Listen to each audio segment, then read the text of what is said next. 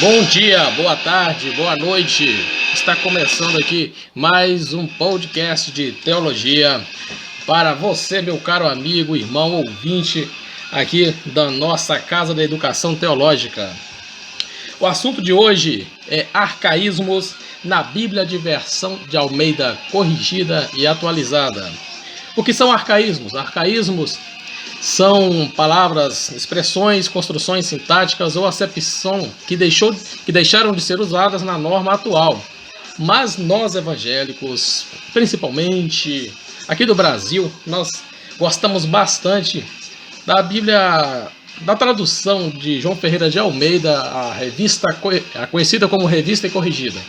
Ela possui bastante palavras que não se usam, não são utilizadas mais no dia a dia, mas nós acostumamos com a leitura desses textos que tem essas palavras em nossas igrejas.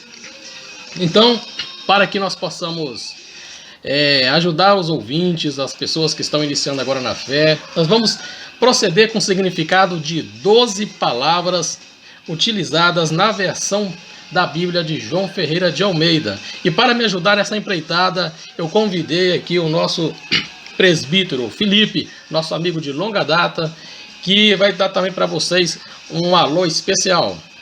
Fala, Eusébio, é um prazer estar aqui junto com você para podermos ajudar os nossos ouvintes nessa breve comentário sobre essas palavras que já não são mais utilizadas, talvez pelos seus muitos tempos que já foram escritas na Bíblia, mas hoje nós vamos aqui apresentar alguns versículos bíblicos que vai ajudar o ouvinte quando estiver lendo a sua Bíblia aí em casa sem o auxílio de um dicionário.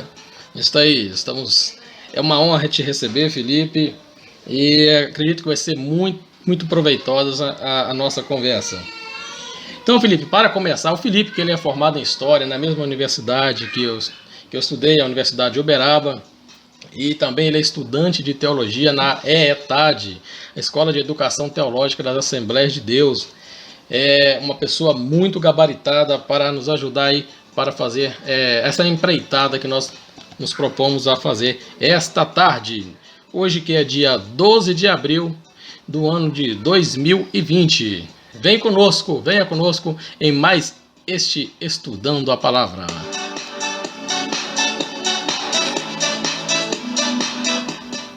Então, Felipe, vamos aqui. A primeira palavra que nós vamos descobrir o significado dela é a palavra aguilhão. Onde que está escrita essa palavra aguilhão?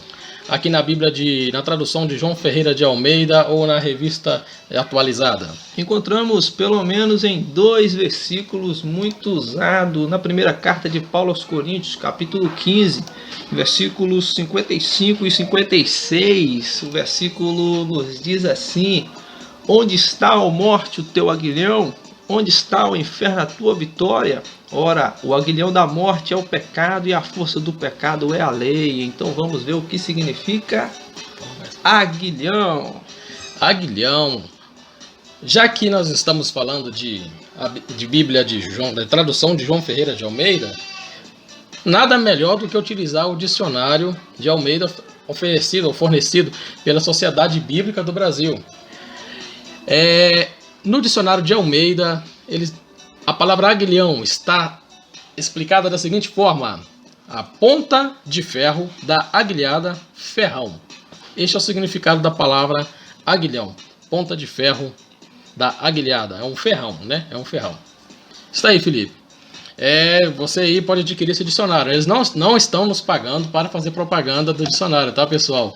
Mas nós estamos aí recomendando, né? É para o estudante que está iniciando aí no estudo da Palavra de Deus, é o dicionário da Bíblia de Almeida.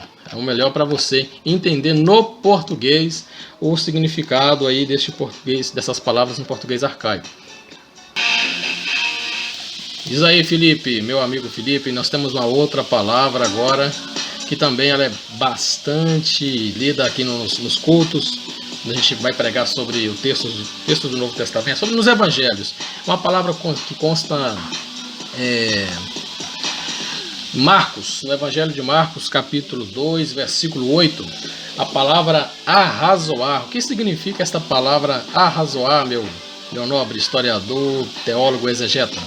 Isso aí, nós vamos aprender que a palavra arrazoar está em Marcos, como já foi dito aqui, capítulo de número 5, versículo 2. Nós vamos, na verdade, é Marcos 2, versículo 8, que diz assim: E Jesus, conhecendo logo em seu espírito que assim arrazoavam entre si, lhes disse: Por que arrazoais sobre essas coisas em vosso coração? Arrazoar quer dizer discutir. Então quer dizer, meu querido Eusébio, que estava tendo uma discussão ali naquele tempo, e Jesus viu qual era realmente a intenção daqueles homens. Então, quando você for falar sobre arrazoar, lembre-se, é uma discussão, não é isso mesmo, meu querido? Isto, e o interessante é observar que Jesus Cristo, ele percebeu o que os discípulos, o que as pessoas que estavam em volta dele, não sei se são os discípulos agora, não estou me lembrando, mas o que eles discutiam nos seus corações, quer dizer, dentro deles. Jesus sabia o que eles estavam discutindo, perguntando dentro deles mesmos, porque Jesus Cristo sabe o que se passa na sua mente, no seu coração. Nós temos também essa passagem registrada no Evangelho de Lucas, no capítulo 12, versículo 17. Tanto na Bíblia Revista Almeida, Revista Corrigida, e na Bíblia Almeida, Revista Atualizada. A próxima palavra, presbítero Felipe, é a palavra beneplácito. É uma palavra bonita, né? A gente que é pentecostal gosta dela, que ela até tem uma força assim de língua estranha, força se falar poderosa. Beneplácito aí, a pessoa quase é renovada só no início da pregação. Se o camarada solta o beneplácito, você fala: esse camarada fala bonito. Mas na verdade, beneplácito nada mais é do que o prazer. Vamos ver aqui em Efésios capítulo 1, versículos 5 e 9, onde Paulo está falando das bênçãos de Deus em Jesus Cristo, autor da nossa redenção, cabeça da igreja. Diz assim o versículo, meu querido: E nos predestinou para filhos de adoção por Jesus Cristo, para si mesmo, segundo o beneplácito da sua vontade. Ou seja, nós fomos aí pelo prazer da vontade de Jesus Cristo para com Deus, sendo aí predestinados, eleitos, enfim. O versículo 9 diz que ele descobriu-nos o mistério da sua vontade, segundo o beneplácito que propuseram em si mesmo. Então, nada mais é do que o seu prazer, meu querido Eusébio. Prazer de quem? De Deus para conosco, efetuado através de Jesus Cristo. Beleza.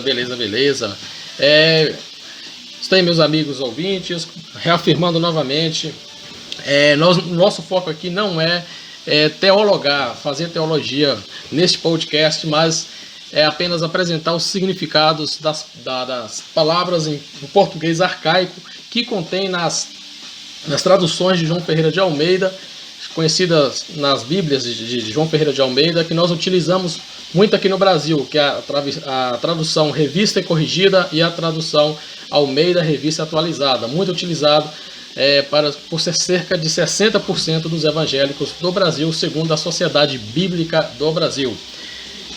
Este é mais um podcast Estudando a Palavra. Você que está chegando agora, fique ligado que nós temos mais palavras para passar para vocês e também o significado delas.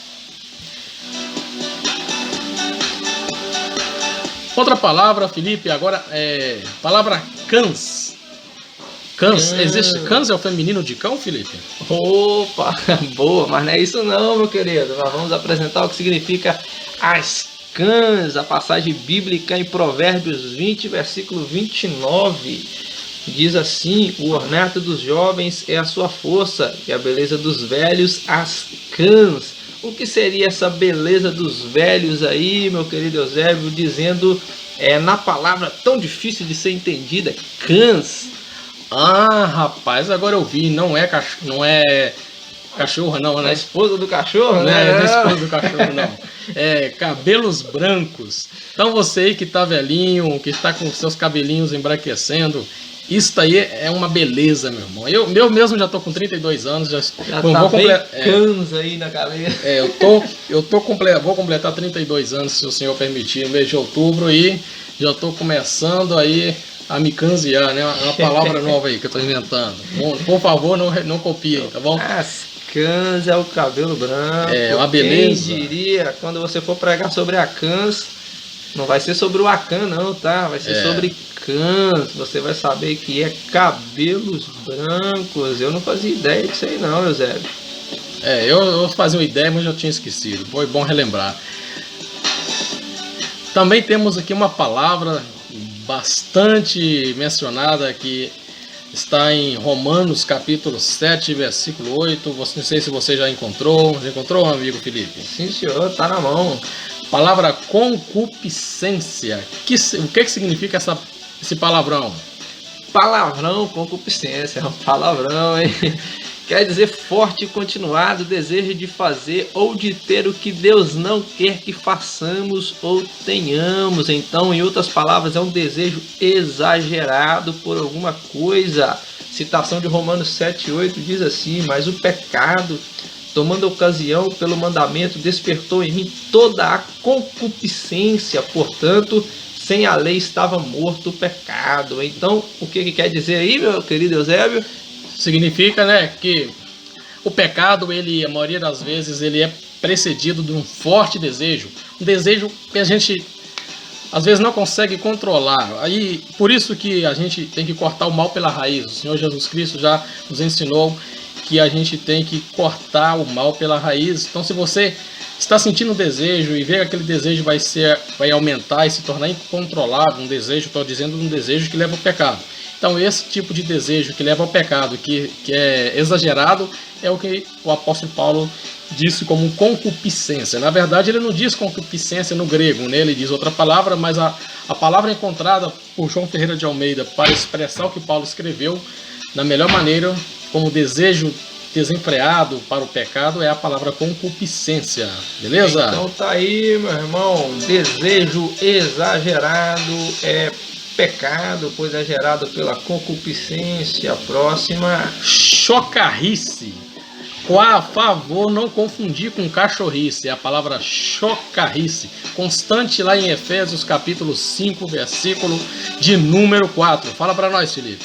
Leia o versículo. Escrito assim, Efésios: Paulo, que seríamos de nós se Jesus Cristo não tivesse usado esse homem para escrever essas palavras, né, meu irmão? Nem torpezas, nem parvoíce, nem chocarrice, que não convém, mas antes ações de graça. Chocarrice significa o que aí?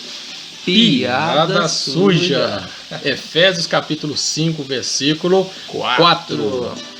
Então, meu irmão, nada de ficar com piadinha suja, bulbicenta, como se diz por aí. Ao servo do Senhor não convém ficar com esses tipos de palavras na boca, de piadas, né? Também lembrando que não é a piada do pintinho, né? Você sabe, todo mundo sabe o que é piada. Agora, irmãos, eu tenho outra coisa aqui muito interessante. Eu sou músico. Eu toco um violãozinho, guitarrinha. Não faz isso não. Né? E uma bateriazinha. E o Felipe aqui também, ele gosta de... O cara sabe tudo. Nada, sabe nada. O Felipe aqui também gosta de sentar o dedo ali a baqueta no tambor, na bateria. E falando de instrumento... Tocador meia boca a vida toda. Falando de instrumento, alguém já chegou a mencionar que Jesus tocava um instrumento. Eu nunca encontrei isso na Bíblia. Olha aí a interpretação, como é que tá violenta, meu irmão. Que instrumento era esse? Diz o pregador, que eu não vou citar o nome, que esse instrumento era o esquife. Que instrumento? Alguém pode escrever para nossa produção aqui e explicar aqui, falar que conhece esse instrumento. Mas é lá em Lucas capítulo 7, versículo 14, esse grande escritor dos evangelhos, um dos meus preferidos. Todos são bons, mas eu gosto demais do Lucas porque ele é metódico. Ele segue um princípio, uma metodologia. Além de ser inspirado por Deus, ele era metódico, seguiu a metodologia científica. Então é um livro bastante confiável para o mundo acadêmico e para as pessoas que têm uma visão crítica. Então, Lucas capítulo 7, versículo 14, escreveu que Jesus tocou no esquife. É um instrumento musical, Felipe? Ou, para a tristeza de quem até hoje pensou que era um instrumento, vou te tirar essa alegria e essa emoção e dizer que é uma coisa muito pior do que um instrumento, Eusébio. Diz assim o versículo, e aí nós já vamos falar o significado. Lucas 7,14 diz: e chegando-se tocou o esquife, e os que o levavam pararam, e disse: jovem, eu te digo, levanta-te. Então, que mistério é esse de palavra de esquife? Não era um instrumento, mas esquife significa nada mais, nada menos do que um caixão, meu irmão. No dia de hoje é um caixão para colocar defunto. Ixi, quem colocou aí que era um instrumento fez muito errado. Será que ele fez a exegese certa do texto? Essa exegese aí não sei não, é algo meio de caráter duvidoso, né? E muito duvidoso. Põe duvidoso nisso, meu irmão. De instrumento para caixão, deu uma diferença gritante. Rapaz, dá pra bater com a baqueta no caixão e fazer um sonzinho também, né? Mas Jesus não fez isso, né? Eu não teria coragem não, né? Vamos aqui, irmão, nós estamos quase cometendo um pecado aqui, né? Porque a próxima palavra é escarnecer. O que é? Escarnecer, tirar carne. Quando você come aquele churrasquinho, assim, aí ficam as carninhas grudadas no dente, aí você pega o palitinho, isso aí. O que significa escarnecer? Escarnecer é bom, muito bom a gente citar aqui onde que se encontra na Bíblia a palavra escarnecer. Provérbios capítulo 3, versículo 34 diz: certamente ele escarnecerá dos escarnecedores, mas dará graça aos mansos. A palavra escarnecer quer dizer zombar, um zombador, Eusébio. Então aqui o escritor de Provérbios, ele está falando escarnecer. O único que pode zombar, né, na verdade, porque tem todo o conhecimento, mas não no sentido de maldade, né, é o nosso Senhor, porque ele zomba daqueles que zombam dele. Mas agora também temos a questão daqueles que zombam da palavra do Senhor. Então, meu irmão, falando agora do escarnecimento por parte do homem, nós vemos em Atos capítulo 7, versículo 32, aqueles que escarneciam, né, da doutrina da palavra de Deus. Você já está aí a Bíblia aberta? 17, meu companheiro Eusébio. E diz: e como ouviram falar da ressurreição dos mortos, uns escarneciam e outros diziam: acerca disso te ouviremos outra vez. Ou seja, zombavam ali, não acreditando que Jesus tinha ressuscitado. Então, escarnecer é zombaria. Zombaria. Então é uma zombaria.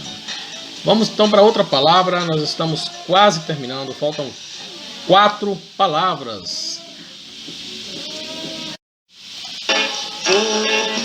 Fogo, meu Senhor, fogo, quero sentir teu poder. Fogo, manda, meu Senhor, manda, faz meu coração arder. Fogo, meu Senhor, manda, o fogo que Moisés via, o fogo que na sarça ardia, o fogo que não consumia. Aí, meu irmão, nós aqui paramos para fazer uma pequena homenagem aos nossos irmãos aí que nos ajudaram a conhecer o Evangelho, nossos pastores já com suas cãs, as irmãzinhas do ciclo de oração, nossas grandes companheiras, e que gostavam muito de cantar esses hinos antigos. E falando de hino antigo, me veio à memória agora nosso irmão Oswaldo Nascimento cantando Fogo, meu Senhor. Será que alguém lembra dessa, Zé?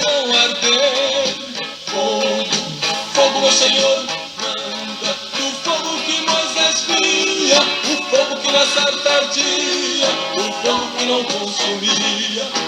Vamos, irmãos, então novamente aqui para o nosso assunto especial, que é o estudo das palavras de língua portuguesa, palavras arcaicas que contém na tradução da Bíblia de João Ferreira de Almeida, a tradução Revista e Corrigida, e às vezes também na tradução Almeida Revista e Atualizada. Amigo Felipe, a próxima palavra que nós vamos mencionar aqui é a palavra meirinho, que consta lá em Lucas capítulo 12, versículo 58. Meirinho, parece umas palavras que a gente nunca viu na Bíblia. Olha que não é falta de leitura, hein, meu irmão? Mas a palavra meirinho, será que significa o quê? O nosso ouvinte, será que já conseguiu descobrir que palavra é essa, Eusébio? Enquanto eu faço a leitura do versículo, quem sabe ele consegue achar primeiro do que nós aqui, né? Meirinho disse: quando, pois, vais com o teu adversário ao magistrado, procura livrar-te dele no caminho, para que não suceda que te conduza ao juiz, e o juiz te entregue ao meirinho, e o meirinho te encerre na prisão. Lucas 12:58. Será que o nosso ouvinte já conseguiu achar a palavra lá no Google, aquela pesquisa rápida? E aí, quem que escreveu isso aí no livro de Lucas? Lucas escreveu, mas ele está falando de quem? Quem que disse aí que era para a gente tomar cuidado para não ser entregue ao meirinho? Isso aí vai ficar para o nosso telespectador, porque foi Jesus quem escreveu, meu irmão. Mas e aí, o que significa Jesus meirinho? falou, né, Felipe? Jesus falou. Isso. Talvez o ouvinte até pensou: poxa, ele errou lá, mas só que talvez você não tinha descobrido antes de nós. Mas o meirinho significa oficial de justiça. Já pensou, Zé? Você precisando de sair do caminho pro oficial de justiça, não te colocar lá dentro da prisão? Brincadeira, tá? Então, se nós tivermos algo contra o nosso irmão e esse negócio for parar na justiça, irmão, Jesus já falou: conserta com ele antes que o meirinho te pega. Olha então, o meirinho aí! Olha o meirinho, tá? Mas nem é só por causa da lei, irmãos. Nós não devemos obedecer à lei porque só apenas por medo. Você deve obedecer à lei, seguir os mandamentos do Senhor, porque você ama a Deus. E porque você ama a Deus é que você não vai desobedecer à lei, não por medo, tá bom? Faça por amor. E Jesus Cristo, é o que Jesus Cristo quer que nós façamos, que sigamos a lei do Senhor, porque ela é boa. Sigamos por amor, não por medo. Se você seguir por medo, aí você vai estar caindo naquilo que a gente chama de legalismo, né? Mas nós não, nós somos seguidores por amor. Eu acredito que você que está me ouvindo também segue ao Senhor, a lei do Senhor por amor. E se não seguir, cuidado que o meirinho te pega. Cuidado com o meirinho, pode estar batendo na porta aí agora, né? Meirinho oficial de justiça. No nosso dia aí. Também outra palavra, Felipe, está aqui em Efésios capítulo 5, versículo 4. Esta palavra está apenas na tradução Almeida Revista e Corrigida. Efésios capítulo 5, versículo 4. É uma palavra chamada aí, uma palavra...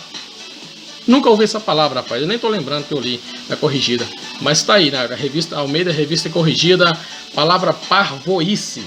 Parvoíce. Vamos ler o versículo e vamos ver o que significa. Diz assim: nem torpezas, nem parvoíces, nem chocarrices, que não convém, mas antes ações de graça. O que significa parvoíce? A palavra quer dizer tolice, meu irmão. Tolice. Vamos lá, irmão, na penúltima palavra, então, a palavra sisudo. O que é sisudo? Lá em 1 Samuel, capítulo 16, versículo 18. Tem um personagem bíblico que ele era bastante sisudo. Então nós vamos lá. Sisudo está falando aqui do rei Davi, quando ele ainda estava no anonimato. Versículo 18 diz: então respondeu um dos jovens e disse: eis que tenho visto um filho de Jessé o belemita, que sabe tocar e é valente e animoso, e homem de guerra e sisudo em palavras e de gentil presença. O Senhor é com ele. O que será que significa sisudo em palavras, hein? Sisudo quer dizer sensato, ajuizado. Interessante que Davi, mesmo naquela idade da juventude, ele era uma pessoa sensata e tinha juízo. Será que está faltando isso aí para alguns jovens de hoje em dia, Eusébio? Ou será que está tudo certo? Meu amigo, esse jovem Davi, eu não vou julgar os jovens de hoje, porque hoje nós temos jovens de valor também, mas ele, com certeza, ele é um modelo, um exemplo a ser seguido, né? Então, meu caro amigo ouvinte, agora para a última palavra, para fechar com chave de ouro, a palavra que muitos pregadores, ainda mais os de 20, 30 anos atrás, gostavam muito de utilizar. É uma palavra, um palavrão também. É um palavrão. Palavrão. Esse daí é um palavrão que eu não sabia muito bem o significado dele, hein? Então, para terminar, lá em Hebreus capítulo 13, versículo 13, 13, é marca de caminhão, ó, Hebreus 13. A palavra vitupério. Vitupério, o que significa vitupério? Vamos ler o versículo e depois dar o significado da palavra, que diz: saiamos, pois, a ele fora do arraial, levando o seu vitupério. Que palavrão, hein? Talvez quem conseguia falar essa palavra aí há uns 20 anos atrás eram só aqueles considerados como doutores. Vitupério. Não, até falar é fácil falar, né? Difícil era a gente entender o que o pregador estava pregando. Depois da mensagem a gente saía falando: nossa, aquele pregador pregou demais, ele falou uma palavra muito difícil de entender, que era vitupério. Mas vitupério é o que, Eusébio? Insulto e zombaria. Então, meu amigo ouvinte, esta passagem aqui de Hebreus, William Barclay, ele diz no seu comentário aos Hebreus, que é uma passagem de difícil compreensão, né? Não tem como a gente entender o contexto direitinho. Tem, mas temos que estudar muito para entender o que o apóstolo estava querendo dizer naquele momento, o que estava acontecendo na igreja ou nas igrejas que ele escreveu, a qual ele endereçou a carta aos Hebreus. Então, ou escritor, né? Eu falei Paulo, mas porque a gente aprendeu na tradição que foi Paulo, mas a gente sabe que não podemos afirmar também que 100% com certeza que foi Paulo. Pode ser ele e pode também não ser, porque a maneira que foi escrito Hebreus difere das outras cartas, da maneira que as outras cartas que o apóstolo Paulo escreveu. Então, pode ser ele, pode não ser. Me perdoe, né? Não leve ao pé da letra eu dizendo que é Paulo. Mas o foco desse podcast não é fazer a exposição teológica. Talvez algum dia nós possamos fazer uma exegese do capítulo 13 de Hebreus. Mais para frente, com certeza, se alguém pedir, quiser nos ajudar, tiver um professor bastante entendido, algum dos nossos pastores, amigos conhecidos, nossos estúdios estão abertos para vocês. Então, o significado da palavra vitupério, quando você ouvir ou ler algum outro lugar da Bíblia, é insulto, vergonha, insulto, zombaria, vergonha. Então, pelo menos você sabe, não pode expor Jesus ao vitupério. Mas Jesus Cristo, ele se fez, ele sofreu zombaria, ele passou por vergonha, e por ele ter passado pelo vitupério, por insultos, nós também estamos livres de passar por insultos, por zombaria em nome dele. O autor dá a entender um pouco isso. Mas nós não estamos afirmando categoricamente, tá bom? Você pode estudar, procurar um bom comentário, estudar o contexto aí de Hebreus capítulo 13. Lembrando que você não vai estudar só o capítulo 13 para entender este texto, em que está este versículo. Tem que ler a carta inteira, pois uma carta se lê ela completa. Ninguém pode ler uma carta pela metade, tá bom? Então é um prazer estar com vocês. A próxima vez teremos novos assuntos. Talvez poderemos falar sobre as traduções da Bíblia, as melhores traduções para o português. Também é um assunto complicado, porque cada um defende uma. Mas lembrando que não quer dizer que a tradução antiga é melhor. A língua muda, a língua ela está em constante evolução. E então, a cada 10 anos, 20 anos, é bom ter uma nova tradução, ou pelo menos uma correção da tradição que já é aceita há bastante tempo, porque a língua, a tradução, ela tem que acompanhar as mudanças que a língua vai, que a população vai fazendo aí. Vocês entenderam, né? Tem que ter uma atualização da tradução.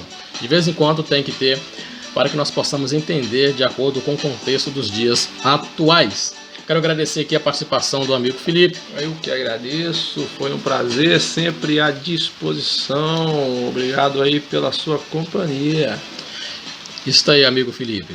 Vamos no próximo podcast fazer uma comparação entre as traduções da Bíblia de Almeida, revista e corrigida, e a nova tradução na linguagem de hoje, e também falar um pouco sobre a Bíblia de Almeida do século 21. Uma ótima tradução, parecida com a Almeida Revista e Corrigida, na questão do tradicionalismo. Ela é bastante conservadora, também uma tradução bastante confiável. Fique na paz do Senhor e que Ele venha te abençoar continuamente. Amém.